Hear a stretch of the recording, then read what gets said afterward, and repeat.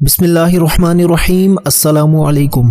بھائی کی شادی ہوئی تو امی رات کو اٹھ کر بھائی کے کمرے کی طرف جاتی، دروازے سے بنے ہوئے چھوٹے سے سوراخ سے کمرے میں جھانکتی اور پھر کانوں کو ہاتھ لگاتے ہوئے واپس آتی۔ مجھے امی کی اس حرکت پر بہت غصہ آتا۔ کوئی ماں ایسے بھی اپنے بہو بیٹے کے کمرے میں جھانکتی ہے کیا؟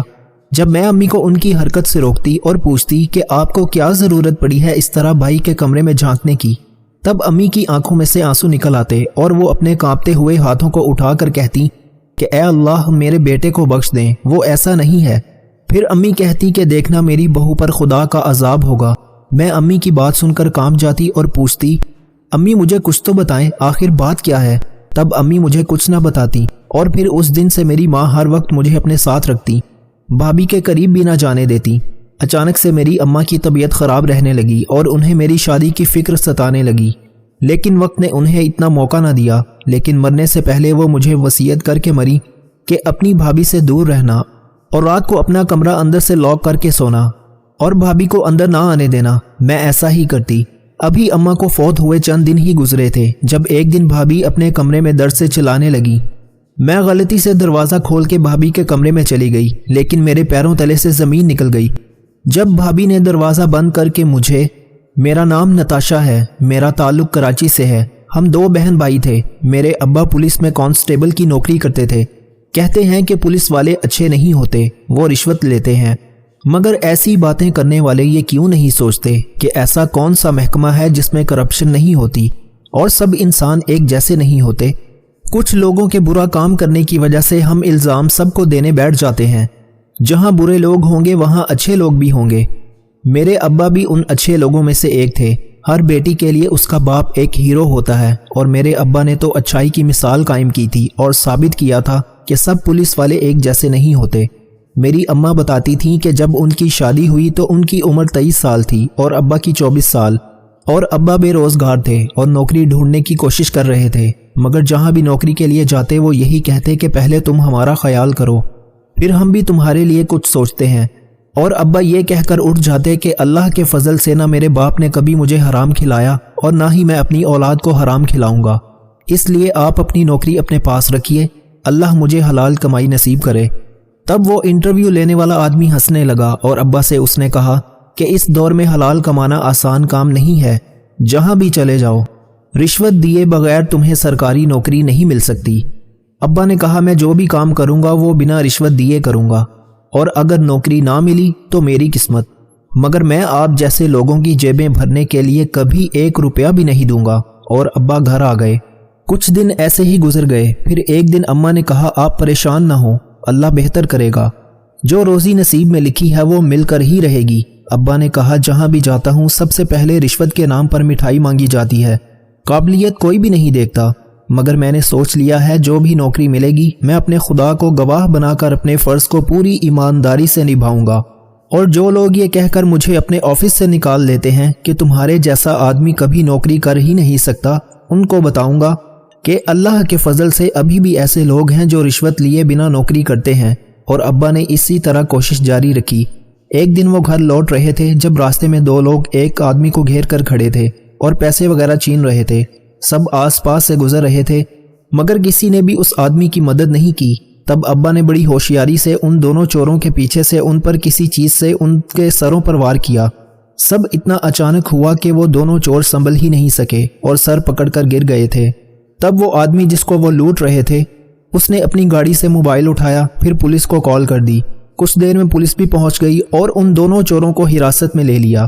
تب اس آدمی نے میرا شکریہ ادا کیا اور کہا کہ اتنے لوگ یہاں سے گزر رہے تھے مگر کسی نے خود کو خطرے میں نہیں ڈالا، مگر تم نے میری مدد کی۔ جب تک تمہارے جیسے لوگ اس دنیا میں ہیں اللہ کے فضل سے کوئی کسی کا کچھ نہیں بگاڑ سکتا۔ اس آدمی نے میرے ابا سے کہا کہ آئیے میں آپ کو گھر تک چھوڑ دوں۔ ابا نے کہا میں نے آپ کی مدد کی، مجھے اس کا صلہ نہیں چاہیے۔ اس آدمی نے کہا کہ تم واقعی خوددار اور نیک انسان ہو، مجھے تم سے مل کر بہت خوشی ہوئی۔ اور پھر ابا گھر آ گئے۔ کچھ دنوں بعد ابا کو پھر انٹرویو کے لیے بلایا گیا تھا، اور جب ابا کا نمبر آیا تو وہی آدمی پولیس یونیفارم پہنے کرسی پر بیٹھا تھا۔ جب اس نے ابا کو دیکھا تو حیران ہو گیا اور کہا دیکھ لو اس کو کہتے ہیں قسمت، میں جانتا ہوں تم ایک خوددار آدمی ہو، اگر میں تمہیں یہ نوکری دے دوں تو تم سمجھوگے کہ میں نے تمہارے احسان کے بدلے یہ نوکری دی ہے۔ ابا نے کہا نیکی بھولنے کے لیے کرنی چاہیے، کیونکہ جو نیکی کو یاد رکھتے ہیں ان کے اندر یہ خواہش پیدا ہونے لگتی ہے کہ وہ دوسروں کو اپنا احسان مند ہوتے دیکھنا چاہتے ہیں۔ اگر میں اس نوکری کے لیے اہل ہوں تو ٹھیک، ورنہ مجھے اجازت دیجیے۔ اب اس پولیس والے آدمی نے کہا کہ ٹھیک ہے، اگر تم اہل ہوئے تو تمہیں محکمے والے کال کر کے بتا دیں گے۔ اس کے بعد ابا گھر آ گئے اور 1 ماہ بعد ابا کو لیٹر ملا اور پولیس میں نوکری مل گئی۔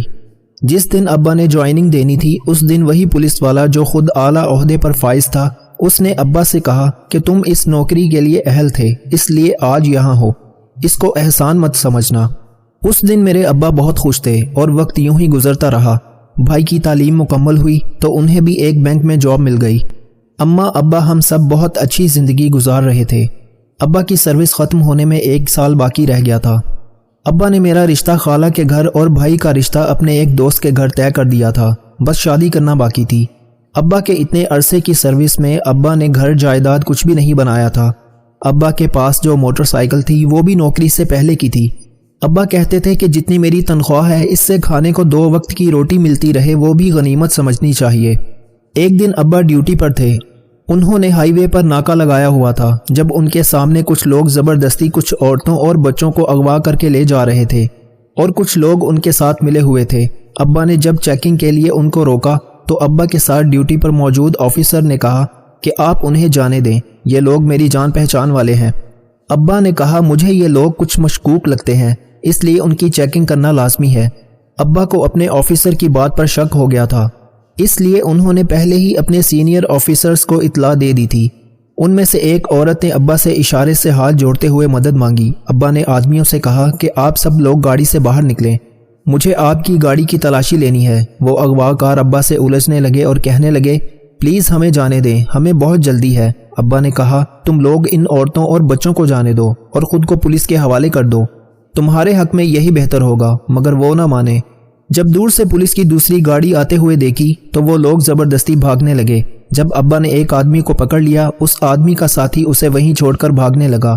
جب ابا نے بھاگنے والے آدمی پر فائر کر دیا اور وہ وہیں موقع پر مر گیا، اور جس آدمی کو ابا نے پکڑا ہوا تھا اس آدمی نے بڑی چالاکی سے ابا کی پستول کھینچ کر انہی پر گولی چلا دی۔ اس سے پہلے کہ وہ آدمی گاڑی لے کر بھاگتا، دوسری طرف سے پولیس پہنچ گئی تھی۔ انہوں نے اس بھاگنے والے اغواکار کو پکڑ لیا۔ ابا کو لے کر جب تک ہاسپٹل پہنچے تو میرے ابا اس دنیا سے جا چکے تھے۔ جو پولیس آفیسر ابا کے ساتھ آن ڈیوٹی موجود تھا اس سے بھی حراست میں لے لیا گیا، وہ کچھ مشکوک سا تھا۔ اور جب معاملے کی تہہ تک پہنچے تو پتہ چلا کہ جو آدمی ابا کے ساتھ آن ڈیوٹی تھا وہ تو خود اغواکاروں سے ملا ہوا تھا۔ مگر افسوس، جب تک سب پتہ چلا ابا اس دنیا میں نہیں رہے تھے، میرے ابا شہید ہو چکے تھے۔ ابا کے جانے کے بعد ہم سب پر ایک قیامت ٹوٹ پڑی تھی۔ اماں نے ہم بہن بھائی کو بہت مشکل سے سنبھالا تھا۔ ابا کے جانے کا دکھ مجھ سے برداشت نہیں ہو رہا تھا، میں بیمار رہنے لگی تھی۔ اماں اور بھائی مجھے بہت سمجھاتے کہ یہ دنیا ہے، سب نے ایک دن چلے جانا ہے، تم خود کو سنبھالو، شاباش تھوڑا سا کھا لو۔ دیکھو نا تمہاری وجہ سے میں نے اور اماں نے بھی کھانا نہیں کھایا، مگر مجھے کچھ ہوش نہیں تھا۔ بھائی روتے ہوئے کمرے سے نکل گیا۔ اماں نے کہا نتاشا بیٹی، ہماری نہیں تو اپنے ابا کی خاطر سنبھل جاؤ، تمہارے ابا کی روح کتنی تکلیف میں ہوگی۔ تب میں نے کئی روز بعد کھانا کھایا تھا، یوں ہی 1 سال گزر چکا تھا۔ ایک دن اماں نے کہا کہ تمہارا بھائی کچھ پریشان سا ہے، تم پوچھو، وہ تم سے کوئی بات نہیں چھپاتا۔ بھائی گھر آئے تو سیدھے کمرے میں چلے گئے۔ کچھ دیر بعد اماں نے کہا جاؤ اپنے بھائی سے کہو کہ کھانا کھا لے۔ میں بھائی کے کمرے میں گئی اور بھائی سے کہا کہ اماں جان آپ کو بلا رہی ہیں۔ بھائی نے کہا مجھے بھوک نہیں ہے، تم کھانا کھا لو۔ میں نے کہا بھائی کیا بات ہے، کوئی پریشانی ہے تو مجھے بتائیں۔ بھائی نے کہا کچھ نہیں، بس تھک گیا ہوں، آرام کروں گا۔ اور اس دن پہلی دفعہ بھائی نے مجھ سے جھوٹ بولا تھا۔ کچھ تو ضرور تھا، لیکن بھائی بتا نہیں رہے تھے۔ کافی دنوں سے اماں کی طبیعت خراب رہنے لگی تھی۔ بھائی بینک جا رہے تھے، میں نے کہا کہ بھائی اماں کچھ ٹھیک نہیں ہے، آپ ڈاکٹروں کو دکھا دیں۔ بھائی نے کہا مجھے پہلے ہی دیر ہو چکی ہے، پھر کسی دن ڈاکٹر کو دکھا دیں گے۔ تم اماں کو پیناڈول کھلا دو، اس کے کھانے سے اماں کی طبیعت بہتر ہو جائے گی۔ بھائی کے جانے کے بعد میں حیران ہو گئی کہ پتہ نہیں ان کو کیا ہو گیا ہے۔ بھائی پہلے تو ایسی بات نہیں کرتے تھے، اب تو جب بھی بات کرو اکھڑے سے لہجے میں جواب دیتے ہیں۔ پھر ایک دن بھائی نے کہیں دعوت پر جانا تھا، مجھے کہا کہ میرے نئے والے کپڑے استری کر دینا، لیکن مجھے یاد نہیں رہا تھا۔ मैं बाकी कामों में मसरूफ़ रही। जब भाई घर आए और कहा कि नताशा कपड़े मेरे कमरे में रख दो, तब मैं किचन में थी, मुझे आवाज़ सुनाई न दी और भाई ने जब बाहर आकर देखा तो कपड़े नहीं रखे थे।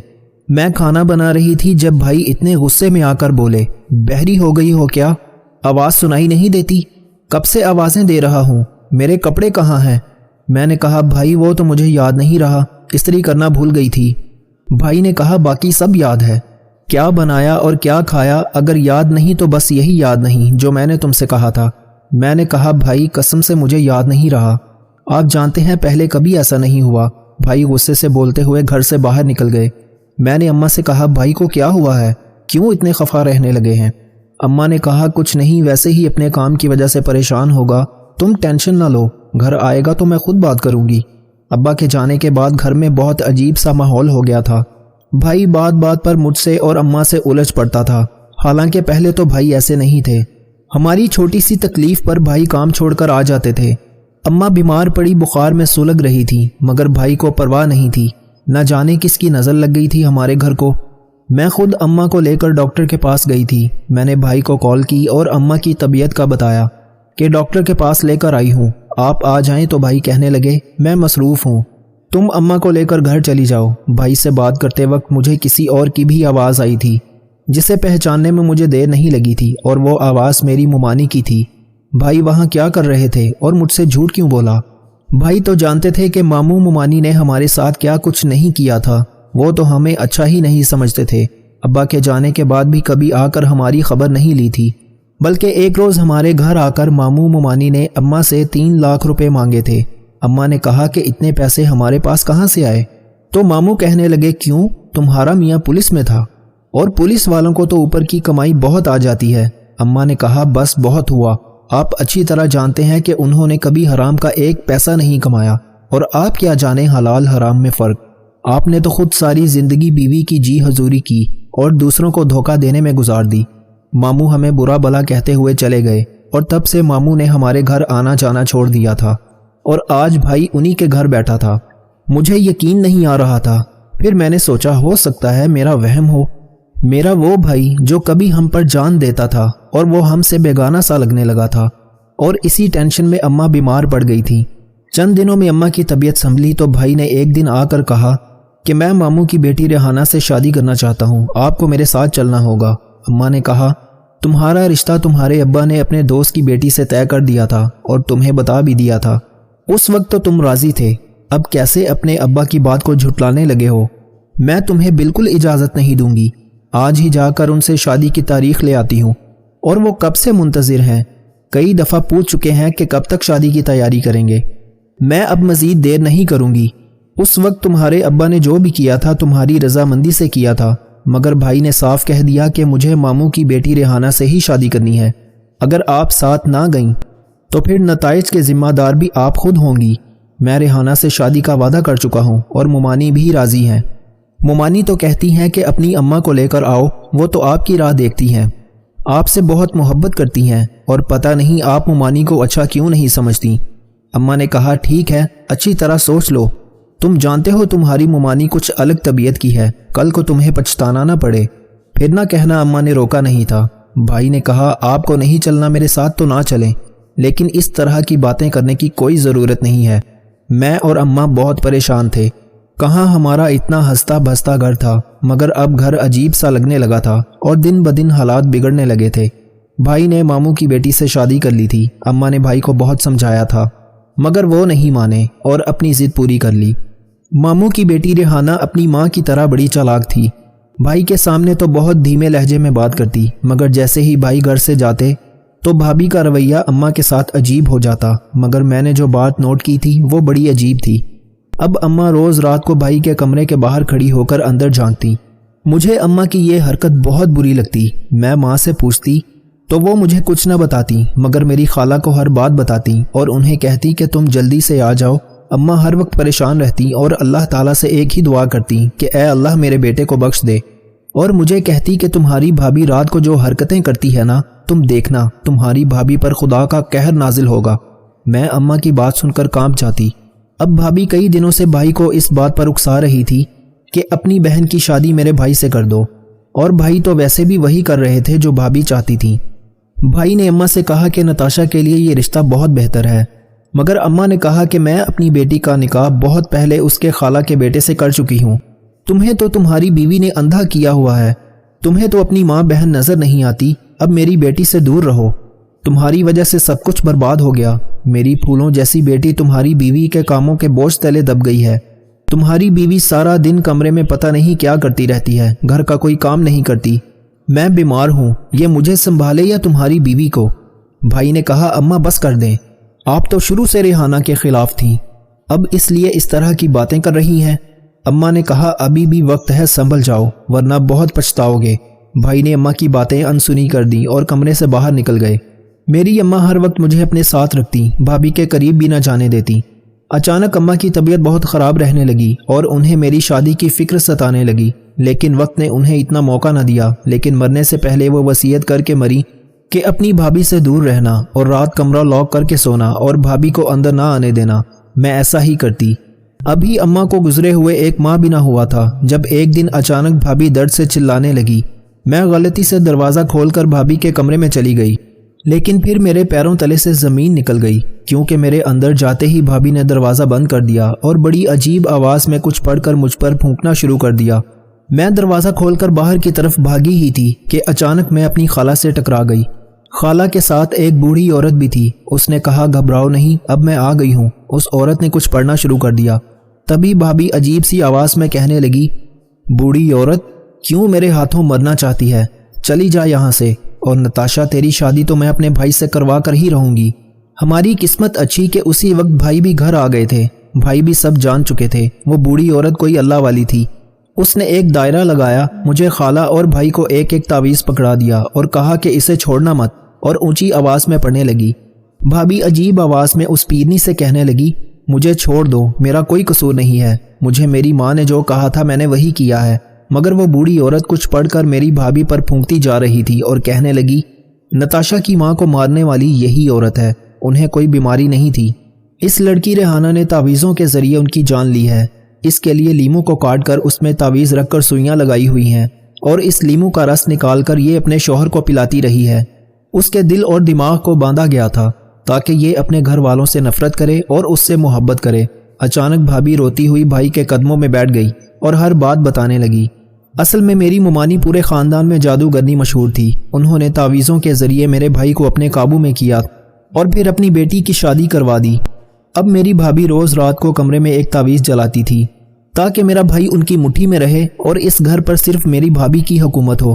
بس خالہ نے آنے میں دیر کر دی تھی، کاش وہ میری ماں کے آنے سے پہلے ہی آ جاتی، مگر آج جب وہ گھر آئی تو سب حقیقت کھل چکی تھی۔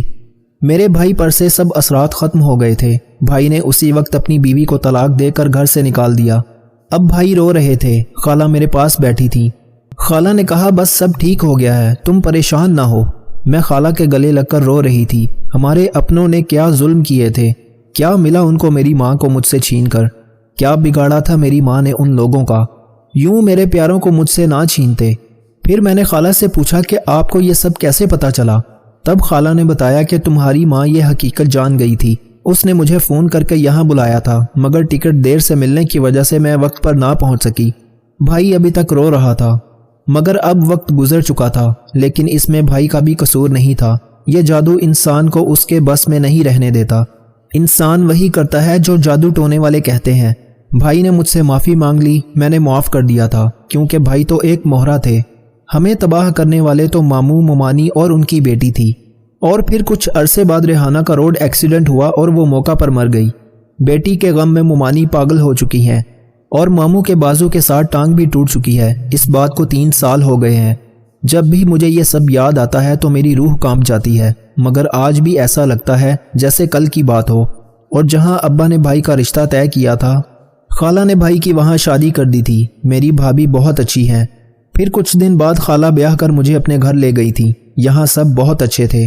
میرا شوہر ندیم میرا بہت خیال رکھتے تھے۔ ممانی پاگل ہو چکی ہیں اور وہ گلیوں میں بھٹک رہی ہیں، اور ماموں چارپائی سے لگ گئے ہیں۔ اپنے کیے کی سزا انہیں مل گئی تھی۔ آخر میں بس اتنا کہوں گی کہ انسان ایسے غلط کام کرتے ہوئے یہ کیوں بھول جاتا ہے کہ وہ جو کر رہا ہے وہ پلٹ کر اسی کی طرف آئے گا، اور یہ دنیا تو مکافات عمل ہے۔ منافقت کی ہمدردی دشمن کی تلوار سے زیادہ خطرناک ہے۔ بڑھاپے کے آثار آنے لگیں تو مچھلی کھاؤ، زیتون کا تیل استعمال کرو اور انار کا جوس پیو۔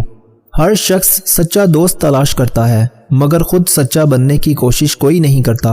اخلاق وہ چیز ہے جس کی کوئی قیمت نہیں دینی پڑتی، ہاں مگر اس سے ہر انسان خریدا جا سکتا ہے۔ بانٹنے سے خوشیاں اس طرح بڑھتی ہیں جس طرح زمین میں بویا ہوا بیج پوری فصل بن جاتا ہے۔ کبھی کبھی شکایت کرنے سے بہتر ہے کہ انسان خاموش رہے، کیونکہ جب فرق نہیں پڑتا تو شکایت بھی کیسی۔ کسی کے ساتھ غلط کر کے اپنی باری کا انتظار ضرور کرنا۔ زندگی کبھی کسی کو مفت میں کچھ نہیں سکھاتی۔ جب کوئی کہتا ہے مجھے زندگی نے یہ سکھایا ہے تو یقین کریں اس نے اس کی بہت بڑی قیمت ادا کی ہوگی۔ بد زبانی، بد کلامی اور فحش گوئی سے آپ نہ صرف اپنا وقار تباہ کرتے ہیں بلکہ ان لوگوں کی بھی توہین کرتے ہیں جنہوں نے آپ کی تربیت کی۔ دوست وہ ہے جو ظلم اور زیادتی کرنے سے منع کرے اور احسان اور نیکی کرنے پر معین و مددگار ہو۔